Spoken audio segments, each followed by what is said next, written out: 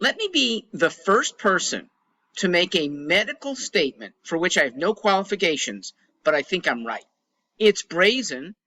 It deserves to have been said, and I expect that an awful lot of medical professionals actually hold this view and have been afraid to say it. Well, here is what I think we will start hearing.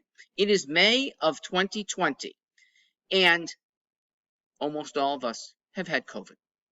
That is my statement. I have no medical background. My dad was an MD, but I studied liberal arts. I don't read medical journals. I don't read actually very much, but I have common sense. I have eyes, and all of us share the same knowledge that very few healthy young people are getting sickened by COVID. Getting infected, probably.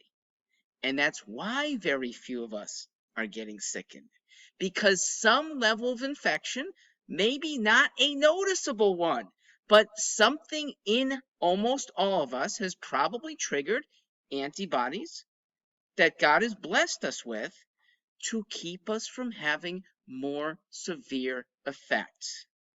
I believe this is why so few people who are under 80 years old need hospitalizations. In essence, we have built up that herd immunity that seems so elusive. And it's elusive if you are testing based on severe side effects. But it is possible that the not severe, not even detectable in our daily lives, is with us in herd fashion and protecting us. I said this in May of last year with a prescription that would go along with it. This was after the flatten the curve need, which I think was wise. Keep as many hospitals open in case of the worst. But by late May of last year, we had been over what was the worst. Actually, we had a tough spell in January following.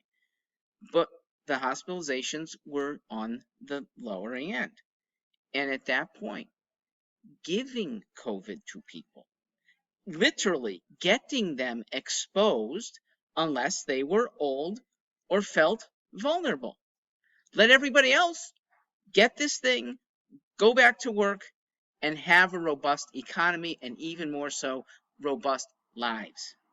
Now, there is a category of people, the ones who don't know if they're vulnerable and are afraid that they might be. Okay, that could be a large swath of people. But even by late May, with those horrible numbers of late March and April, the statistics for people under 80 who needed hospitalizations or died were less than those who needed hospitalizations or died from traffic. Meaning, nobody truly knows if she or he's vulnerable, but we go about our daily lives. Nor do we know whether an hour from now we will get hit by an oncoming car or veer off the road ourselves. But we go about driving still, using buses still. More dangerous activities than breathing near somebody else who might have COVID. Please, if you share this common sense, then share this video, especially with government officials who have been shutting us down in the name of probably bad science. I don't know the science exactly, but you know what? I have common sense.